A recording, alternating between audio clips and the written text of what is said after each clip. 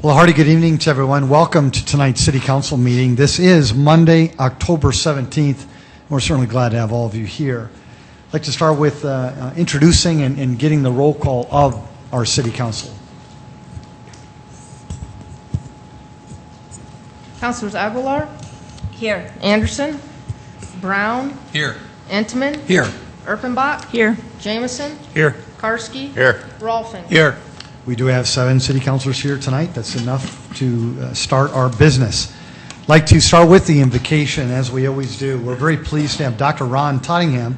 He is with the Empire Baptist Temple, which is located here in Sioux Falls on Hawthorne and West 12th.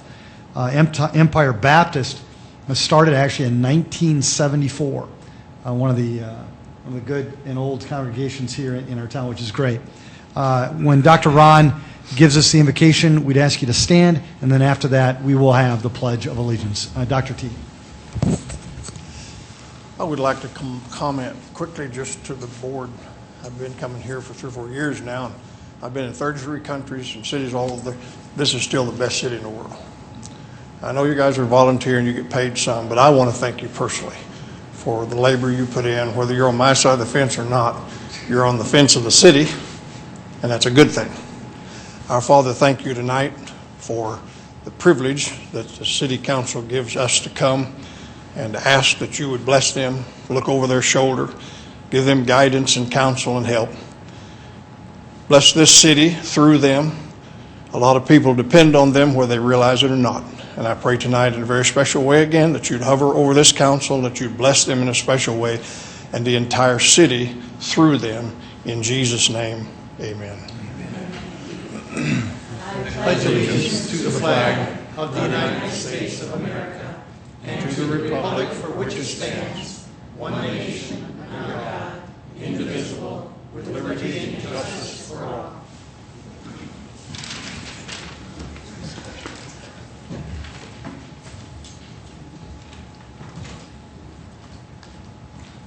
Well, we will continue with tonight's consent agenda.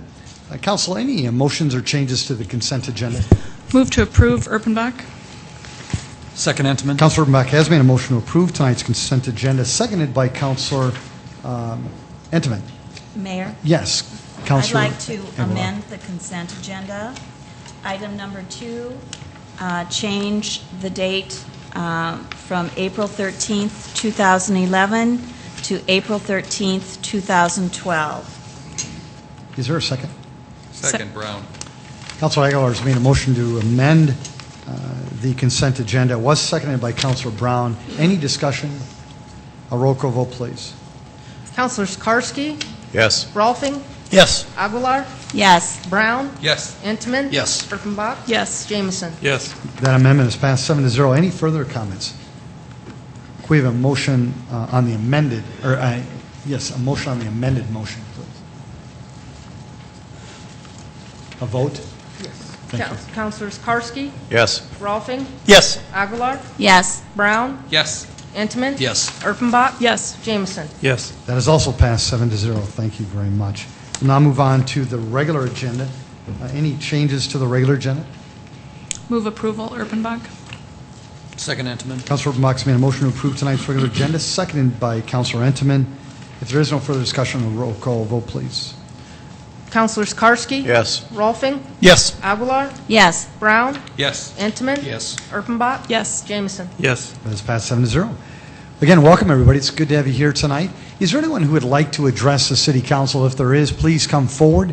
We'd ask you just to state your name and to keep your comments to 5 minutes or less. Please, welcome.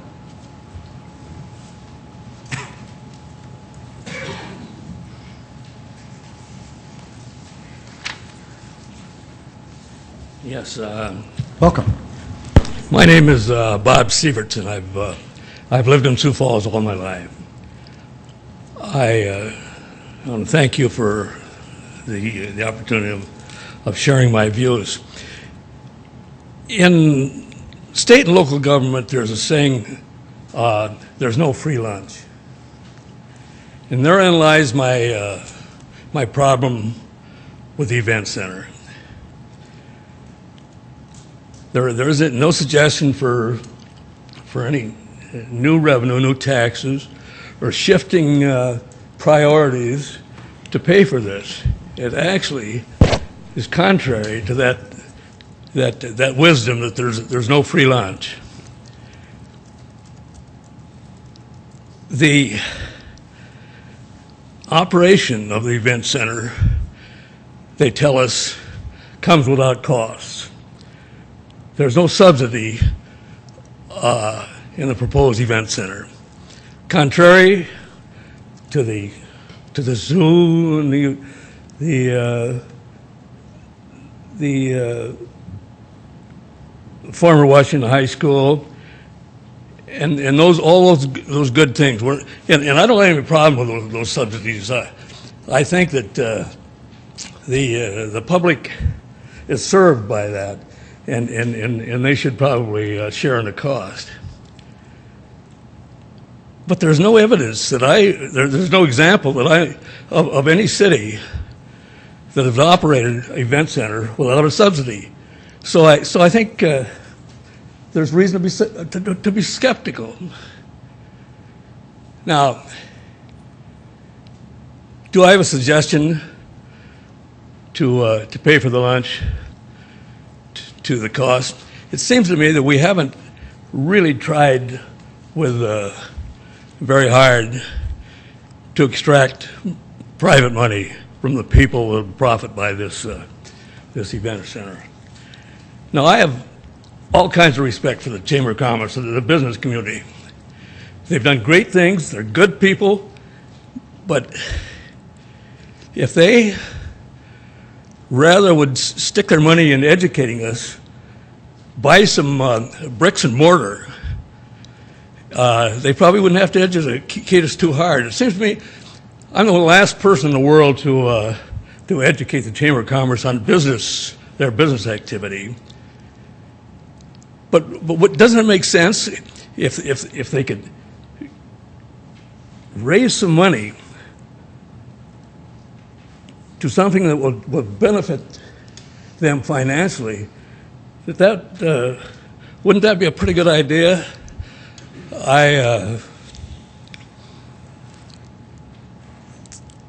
So I'm not sure, Mr. Mayor and councilors, that we tried to explore all the possibilities of getting private money for this event center. Instead, we're relying on a sales tax. We pay for an event center with tax when we pay our utility bills. We buy groceries, work clothes. We're paying for the event center. It seems to me there should be a better way than that regressive tax. If the second penny, I'm sure some of you, probably not all of you, remember Loila Hunking when she steamrolled, or when she got that second penny through. It was designed, if you think the streets are in bad trouble now, you should have saw the streets before Loila Hunking came into office. So that the original purpose of that tax was to improve our streets. I have a little trouble with the math. They tell me that the second penny delivers between $40 and $50 million. And the proposal is that we're going to extract, in most years of the 22, $9 million from that tax. But there's no suggestion that we're going to cut what we're presently spending from that tax out to pay for it. I understand that the conservative estimate of our sales tax revenue increasing is 3% a year. And I think that's cautious, that's conservative. But isn't there another thing to be considered? The infrastructure that we presently use with that tax will not be stagnant, will it? The cost of in 22 years of our streets and materials and particularly workers was going to rise too. So that isn't a 100% plus. I think street workers will be surprised to learn that they'll be asked to work 22 years without a pay raise. We're going to pay for the event center by holding down, from extracting money from that second penny. That's not reasonable. I attended the education last week at the library on West 49th. And the educator then assured me that there was a way to pay for that lunch. And he said it was a matter of priority. I understand it fitting him to say this, that the choice when we go to the polls in early November is, do we want this event center, which almost 100% of us do, I do, I'd like it. I'd like to, or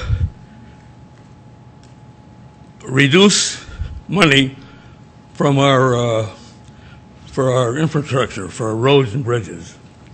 So again, I thank you for your attention. Thank you, Mr. Superintendent. Have a good day. Is there anyone else who would like to speak to the council? Mr. Stengo, welcome.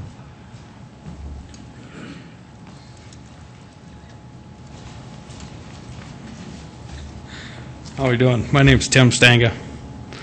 Got home Wednesday from work, had a newspaper taped on my door. It states about the event center is the type of facility that has a widespread effect on a community's quality of life. Again, I'd like the city council and the mayor to go to the fairgrounds, ask these people if this event center is going to help their quality of life. Because I think that they pretty much gave up on the quality of life. They're just trying to survive and be able to put food on their table. People are starting to figure out what's going on. It came down to the press conference where it was wants and needs. There's a difference between wants and needs. It's where somebody wants something bad enough, they'll do anything they can do to be able to get what they want. Whether it takes going out campaigning, talking to a lot of people, making slideshows. But the needs are people being able to drive down the street without falling in a pothole, or to be able to have roads that you can't drive down that are just terrible. Yes, we've done a lot, but we got a lot more to do. Needs are being able to have lower taxes on our food. That's a need. It comes down to where we're pretty much building this facility, and I thought it was building the facility for the taxpayers in Sioux Falls. But reading the article, it's how we get doctors and different professionals in this town. If that's what it takes to get doctors to come to this town, just an event center, then obviously our town isn't good enough. We have people that go to Des Moines or go to Omaha, Minneapolis. They still they still drive to fly out of Sioux Falls. We have people that go to Las Vegas, Grand Casino, Flandreau. They spend their money. We have people that go to the zoo in Omaha. They spend money. We have people that go to races all over. They spend money. I had a guy ask me a question today. What happens if there was a big concert in Omaha and Sioux Falls could not get this concert at the event center? So do you get in your car and drive to Omaha, or do you just say, forget it, I don't need to go to that concert? There are going to be a lot of concerts that are not going to come to Sioux Falls just because they don't have to. The only thing I'm saying, and I don't know, people tell me that if there's people for something and there's people against something, then there's pros and cons on everything. The only thing we're hearing right now is the pros. And I wish that we would come out and tell the negatives upon this facility, because there are going to be. We subsidize enough right now. The pavilion, the theater, the arena, the Coliseum, or the convention center, the zoo. We don't need another facility. And I just don't look at it's time. Folks, is there anyone else who'd like to speak to the City Council? Very good. We'll move on to item number 11, please. Deferred action from meeting of 10/3/11, second reading, an ordinance of the City of Sioux Falls, South Dakota, rezoning property at East 73rd Street and South Eldorado Avenue from the Diamond Valley Planned Development District to the RS2 Residential District to the RD Residential District, petition number 2011-07-12, and amending the official zoning map of the City of Sioux Falls. The Planning Commission recommends approval. Welcome, Jeff. Thank you. Jeffrey Schmidt, representing Planning and Zoning on some items this evening. As Denise just read into the record, this is on the south central part of Sioux Falls. It's currently in two zoning classifications, as you can see on the exhibit above. Single family is the yellow, and Diamond Valley Planned Development District is the gray area.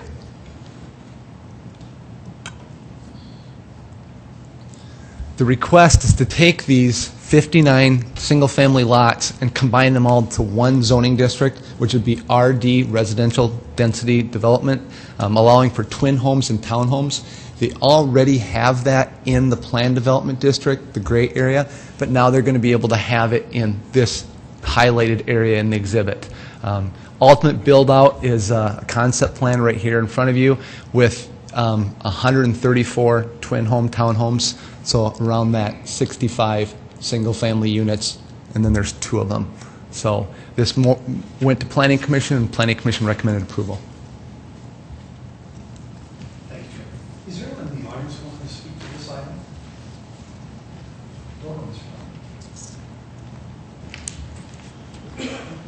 Thank you, Mayor. Don Dunham, 230 South Phillips Avenue. Just for a point of clarification, what we're finding is, and it's what we told the Planning Commission a couple of months ago, and that is that we're finding more people wanting duplexes. And when we originally zoned this in 1999, I think it was, we thought it was going to be all RS2, but now we're finding more of a need for duplexes. And so simply what we're doing is asking to take some of that RS2 and put it into duplex type use. And that's really all it is. Thank you. Good. Folks, anyone else who wants to speak to this? Very good. Council, any questions? Yes. Jeff, did you do a neighborhood?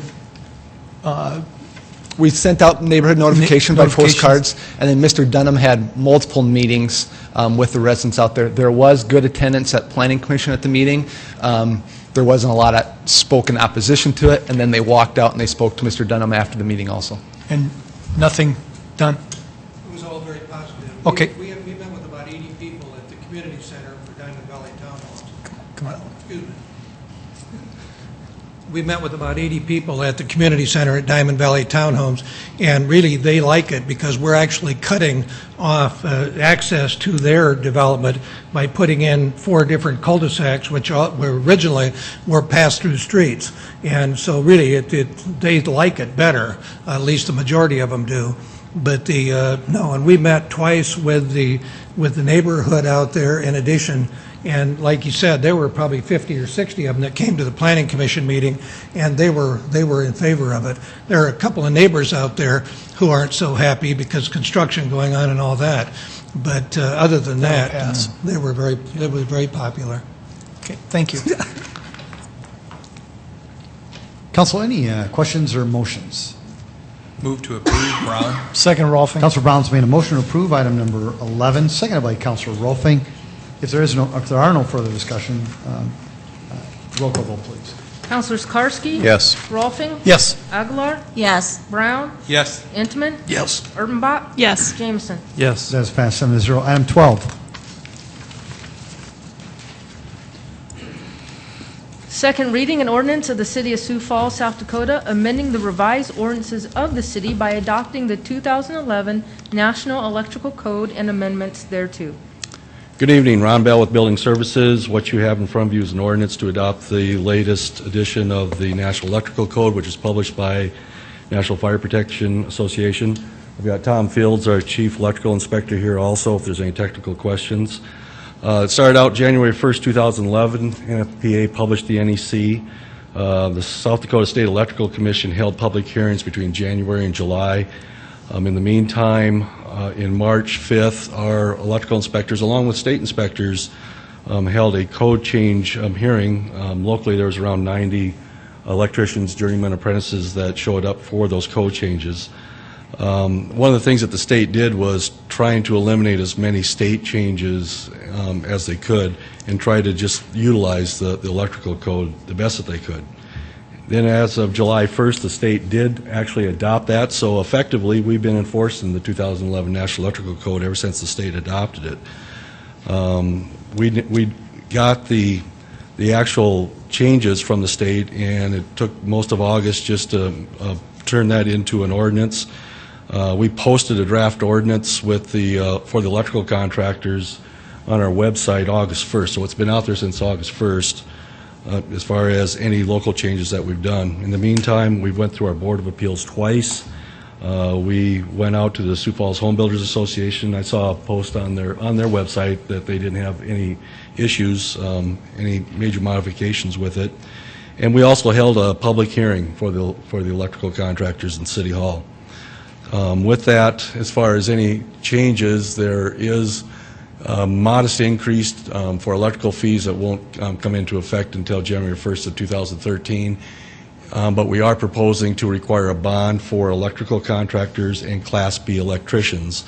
The reason being is what has happened prior to that is that the State Electrical Commission has bonded electrical contractors, including those that are licensed to do work here within the city. The very few times that electrical contractor would go out of business or leave the city without paying his inspection fees, we were not able to recoup that money through the state bonding agency. So with that, we're simply proposing to require the same compliance bond with licensed electrical contractors and Class B contractors as we have with every other licensed contractor in building services. So with that, if there's any questions. Ron, thank you. Is there anyone in the audience who wanted to speak to this item? Council, questions of Mr. Bell? Yes, Councilor Urbanbach. Thank you, Ron. A couple of things. One, when we require that bond through the city, is that an additional bond that those contractors would have to have, or it just makes their one current bond apply to the city work as well? As we have with all the other contractors, it's a bond, it's a compliance bond that's made out to the city of Sioux Falls. And it's not only for protection of us to be able to collect our fees in case a contractor goes out of business, but it also, it's primarily there for protection of the public. If there's a code correction that contractor fails to correct, that gives that homeowner the ability to access the monies in that bond to hire a contractor to just meet the codes. Exactly. The other thing I just want to comment then is that I've seen a lot of issues come through off and on in terms of people not understanding the code or that it applies in all situations. And I just wanted to thank you for the amount of time that we've spent in hearings and meeting with the contractors. I just hope that folks understand that this isn't something that you guys just go at without thinking about it, that this is important to our safety and to the well-being of the community, and I appreciate the time you put into it. Thank you very much. Council, would anybody want to make a motion? Move approval. Erpenbach. Second, Karski. Councilor Erpenbach made that motion, seconded by Councilor Karski. If there is no further discussion, a roll call vote, please. Councilors Karski, Yes. Rolfing. Yes. Aguilar, Yes. Brown, Yes. Entman, Yes. Erpenbach. Yes. Jameson. Yes. That is passed 7-0. Item 13.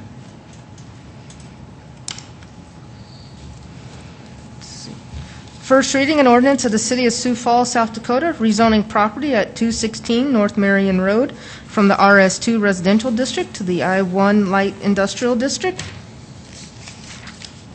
Petition number 2011-08-15, amending the official zoning map of the City of Sioux Falls. The Planning Commission recommends approval. This is a 1-acre parcel in the northwest part of town, and the exhibit does a very good job of explaining itself. Yellow is single family, the blue is industrial, as well as the purple is industrial. Magellan is directly to the west, across Marion Road. And the rest of the area up there is industrial, and this rezoning request is coming from the applicant to rezone his currently garage to an industrial setting. Council, any questions of Mr. Schmidt? Would anybody like to set a date and hearing and second reading for Monday, November 7th for this item? So move, Karski. Second, Entman. Councilor Karski's made that motion, seconded by Councilor Entman. If there is no further discussion, a roll call vote, please. Councilors Karski. Yes. Rolfing. Yes. Aguilar, Yes. Brown, Yes. Entman, Yes. Erpenbach. Yes. Jameson. Yes. That is passed 7-0. Item 14. First reading an ordinance of the City of Sioux Falls, South Dakota, a major amendment petition number 2011-09-07 to Chapter 15.45.070, Plan Development Districts at 5124 South Solberg Avenue, amending the Interstate Crossings Plan Development District Subarea Regulations. The Planning Commission recommends approval. Interstate Crossings is south of 57th Street and east of 229 and 29. This area is set for business development parks down in this area. As the market has continued to change and obviously the visibility from these roadways, the Interstate Crossings has come in and requested to have the opportunity to have retail along with their office development. Retail would also include restaurants and hotels and motels. They did it within subarea A previously. Back in the end of 2010, early 2011, they rezoned their area subarea A. Now they're requesting subarea B also to, again, continue with office development in this interstate crossings, but have the opportunity to do retail also. Mr. Mayor? Yes. I would like to Councilor Rolfing. excuse myself for this. Very good. Thank you. Councilor Rolfing is going to excuse himself on this item. Council, would anybody like to set a date of hearing and second reading for Monday, November 7th for this item? So move, Jameson. Second, Entman. Councilor Jameson's made that motion, seconded by Councilor Entman. If there is no further discussion, a roll call vote, please. Councilors Karski. Yes. Aguilar, Yes. Brown. Yes. Entman. Yes. Erpenbach. Yes. Jameson. Yes. That is passed 6-0. Item 15. First reading an ordinance of the City of Sioux Falls, South Dakota, amending the revised ordinances of the city by amending Chapter 45, Floodplain Management Ordinance. The existing floodplain management ordinance that we have in effect is from September of 2009. That's when all of the maps got updated and the ordinance came into effect for the second time. Currently, I don't have slides to show this. I can bring these back for second reading. But There are 27 map exhibits that represent the entire city of Sioux Falls. 9 of them are going to be changed right now. It's the area up along the Big Sioux River and Cliff Avenue. Currently, the majority of the land is owned by the city of Sioux Falls, and it comes down off the spillway by Morel's, and there's a levee there.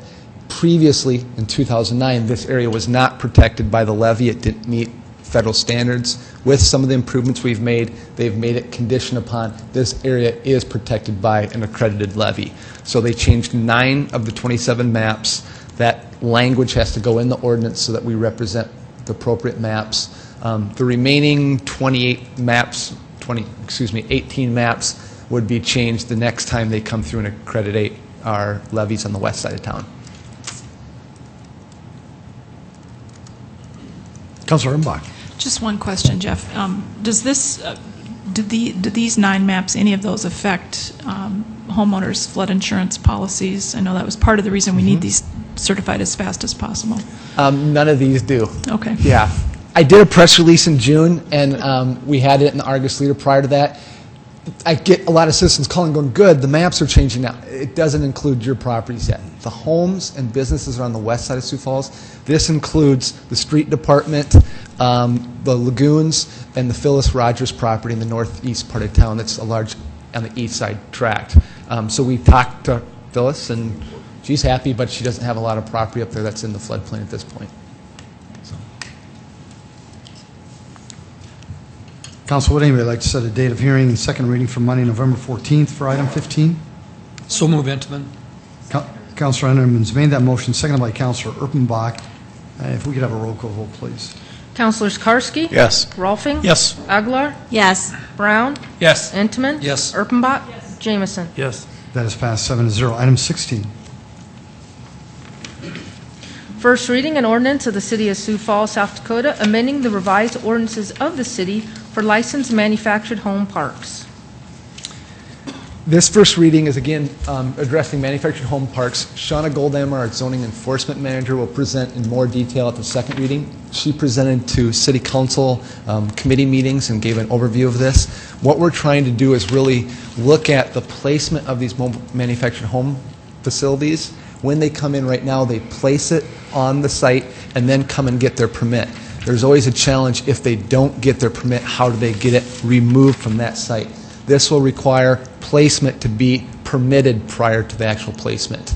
There's also a license tag that goes with the units that they generally should have on all the manufactured homes. If they don't have it handy, they can contact the federal government and get a copy of it. So that basically says what standard they were built towards and what date they were approved. So we've asked that as a condition also of this ordinance. Yes, Councilor Rolfing. Land use has had this before it a number of times now, and we spend a number of hours on it, and this is good legislation, and I would urge you to pass this. Thank you. Councilor Rolfing, would you mind setting a date of hearing Yes, and second reading for Monday, November 21st? I would move that, please. Thank you, Councilor Rolfing. It was seconded by Councilor Erpenbach. If there is no further discussion, a roll call vote, please. Councilors Karski? Yes. Rolfing? Yes. Aguilar? Yes. Brown? Yes. Entman? Yes. Erpenbach? Yes. Jamison? Yes. That is passed 7-0. Item 17. A resolution authorizing the mayor to enter into a Sustainable Communities Regional Planning Memorandum of Understanding for the Sioux Falls Area Region. Southeastern Council of Governments, along with Lincoln, Minnehaha County, and the municipalities in those counties, is requesting from HUD a HUD grant to be approximately $1 million. This will help us do regional planning for transportation, housing, affordable housing, appropriate land uses, and again, sustainability. We don't know if we'll receive the grant yet. It's still a competitive process, but again, Lynn Keller's here tonight if you have specifics. We're putting in an application, but prior to that, we have to at least have the communities look at doing an in-kind donation towards this project. All the other communities and counties have approved that. We're the last community to make the motion to support this resolution. Thank you, Jeffrey. Is there anyone in the audience wanting to speak to this item? Council? A motion, anybody? Move approval, Rolfing. Second Intiman. Counselor Rolfing, thank you so much for that motion, seconded by Counselor Entman. If we could have a roll call vote, please. Counselors Karski, Yes. Rolfing, Yes. Aguilar, Yes. Brown, Yes. Entman, Yes. Erpenbach, Yes. Jameson. Yes. That is passed 7-0. Item 18. A resolution advising and giving consent to the appointment of members to certain citizen boards. And would you mind reading the board, please, and the potential nominees?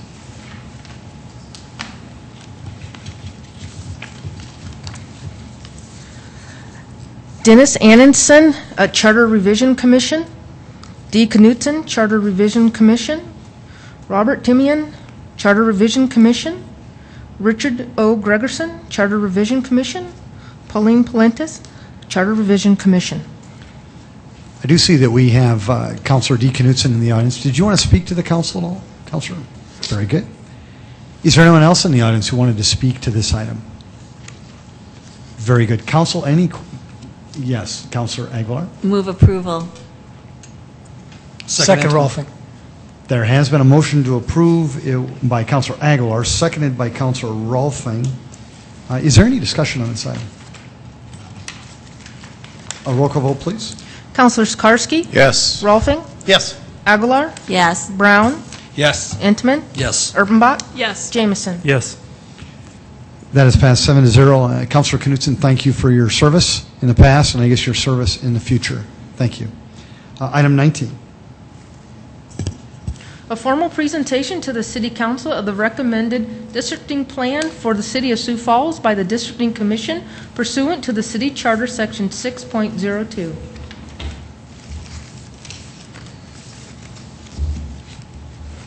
Good evening. I'm Lynn Keller Forbes, and I'm the chair of the 2011 Districting Commission. I'm here tonight to present our report, which is a direct result of the requirement of the 2010 U.S. Census and the new census numbers that we've received. What I want to do tonight is you should have received a copy of our written report. I want to go through a few slides and hit some of the highlights of that, and then I'll be happy to answer any questions you have either about our recommendation or the process that we went through as well.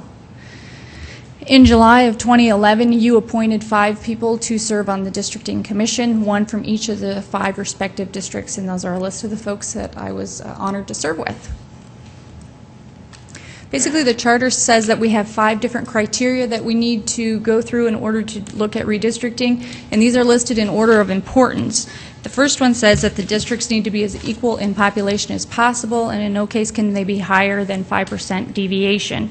And total deviation is what is equal district population is the sum of the highest population district and the highest negative deviation. And we're going to talk about that a little bit later, and that'll make more sense, hopefully. Second of all, the districts need to be contiguous. They've all got to be touching each other. The precincts do. No voting precinct set by the county shall be divided. You should try to keep them as minimal as you can between the counties, between Lincoln and Minnehaha counties, and then you want to keep the length of the district as short as possible as well. So that was the criteria. Basically, the 2010 population is 153,888. You divide that by the 5 districts. In a perfect world, each of your 5 districts would have a population of 30,778 people. And of course, we don't have a perfect world, so then we'll work backwards from that.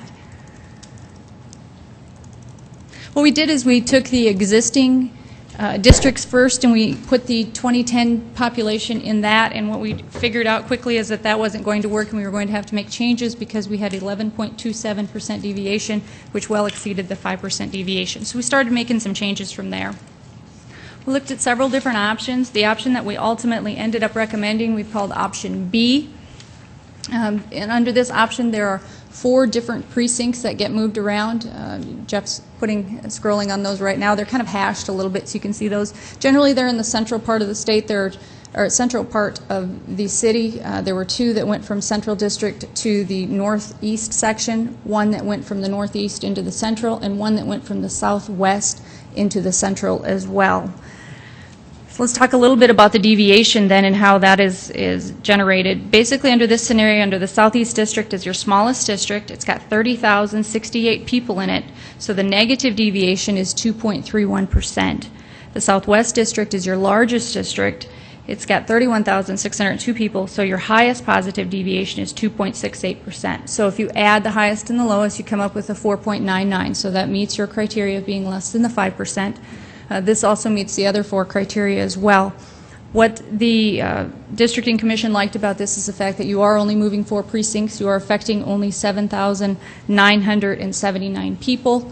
And it does meet all of the criteria. We were required to have at least 1 public hearing under this. We've believed that we should get as much public input as we could, so we actually decided to have 2. We had one on a Thursday night and one on a Saturday morning. The clerk's office actually sent out postcards to any individual that was living in those 4 precincts to let them know that they were going to potentially be moved under this scenario. And we only had a handful of people show up, and I believe we only received actually 1 written comment of one gentleman that didn't want to be moved into another district. So based on all of that, this is the recommended map and the recommended changes that we ended up making. For your next steps, if you decide to move forward with this and the recommended changes, you would have your first ordinance reading on November 14th, your second one on November 21st, and these changes would be in effect for the 2012 election. I would like to thank you for the opportunity on behalf of the Districting Commission to serve on this. It's been an honor to do this, and I would be happy to answer any questions that you have. Lynn, thank you very much. Council, any questions on this? Yes, Councilor Jameson. Just a comment, if I could. When I asked Lynn Keller to help us with this, I don't think she quite used the word honored at that moment. But I am pleased with her participation, and I just wanted to thank her and the rest of the staff, the rest of the people who volunteered their time in this effort. Thank you, Lynn. Thank you. Right now, it looks like we don't have any motions that we have to do, other than at some point in time, it looks like they're projected to be a first reading on Monday, November 14th. And then if that is successful, there will be a second reading on Monday, November 21st.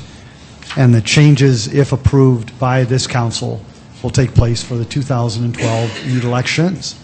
So very good. Council, are there any other comments or motions tonight? Move to adjourn. Councilor Jameson, thank you. Second, Karski.